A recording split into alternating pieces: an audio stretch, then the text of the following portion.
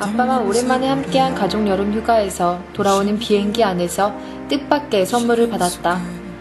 국회, 치과, 심지어 안산 시민을 만나는 장소에서도 아빠의 분신처럼 따라다니던 아빠의 만년필.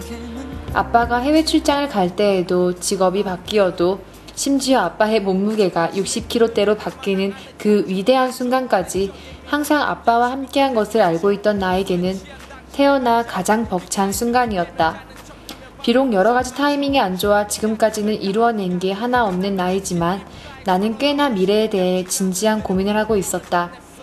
하고 싶은 게 너무나 많고 할 수 있는 것들이 제한되는 현실 속에서 어떤 전공을 선택해야 하는지가 최근에 가장 큰 고민이었다. 사실 너무 바쁜 스케줄에 쫓기고 집에 들어와 피곤한 아빠의 얼굴을 보면 무슨 말을 하려다가도 목이 탁 막히는 기분이 들기도 한다.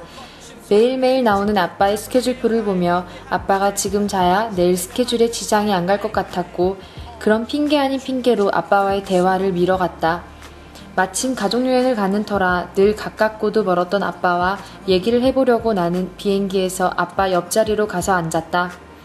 아빠는 여행 중 우리와 다르게 호텔방에서 역사책을 읽으며 휴식기를 보냈기 때문인지 피부에 와닿는 충고를 해주고 정말 나의 미래를 같이 고민해주는 모습을 보여주셨다.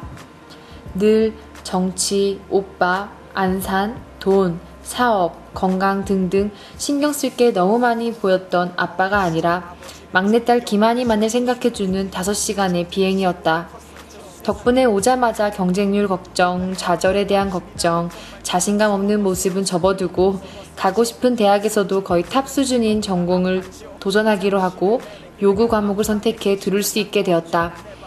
공부를 제대로 해본 적 없는 나에게는 큰 도전이 되겠지만 엄마 아빠에게 처음으로 막내딸에 대한 믿음을 심어줄 수 있는 기회라고 생각한다. 더 이상 약한 모습 없이 늘 엄마에게 말해왔듯이 아들 부럽지 않은 장군감이라는 것을 증명할 수 있는. 창피하지만 나는 아빠 글을 읽으면서 가슴에서 두 뺨으로 흐르는 눈물을 나는 보이지 않으려고 화장실을 찾았다. 라는 구절에서 크게 놀랐다. 아빠와 나의 진심이 통한 것이다. 자세히 말하고 싶진 않지만 아빠가 화장실을 간 후 바로 내가 이를 악물고 화장실로 도망갔다는 사실. 다이나믹 듀오의 아버지는 정말로 플로리다에서 한국인이 전교생의 10명도 안 되는 학교에 다니면서 낯선 미국인 가정에 들어가 1년을 지냈을 때 나를 버티게 해준 너무나 고맙고 언제나 벅찬 노래이다. 내가 가겠다고 고집해 간 것이라 투덜대기 창피해 버스 정류장까지 자전거로 달리는 길에서 이어폰을 꽂거나 학교 가는 버스 안에서 아침 해가 뜰 때쯤 창밖을 내다보며 들으면서 아빠와 아빠가 걸어온 길을 떠올렸다. 해외 생활의 고충들은 모두 아빠도 분명 겪어보지 않은 어려움들이겠지만 내가 지금 힘든 것은 모두 아버지란 배역으로 당신이 섰던 무대의 무게보다는 훨씬 가벼운 것이라고 나약해지지 말라고 다짐하고는 했다. 나약해지지 말자고 다짐하고는 했다. 내가 미국에 가고 한 달간 엄마 아빠 목소리만 들어도 울컥해서 말을 못 이을 만큼 나도 놀라운 만큼 부모님에게 의존적이고 마음이 약한 막내였던 것이다. 버스 안에서 그렇게 나는 30여 분 늘 엄마 아빠 생각을 하며 눈물을 흘리고도 막상 학교에 가서는 씩씩하게 지냈던 것 같다.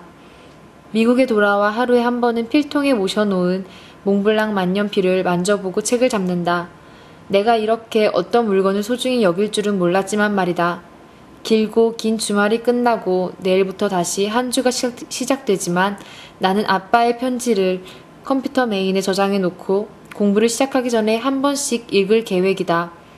이제 나는 아빠가 만년필 준 것을 후회하지 않도록 나는 꼬부랑 글씨를 열심히 읽으러 간다. 아빠에게 내가 장군감이란 것을 어필하기 위하여.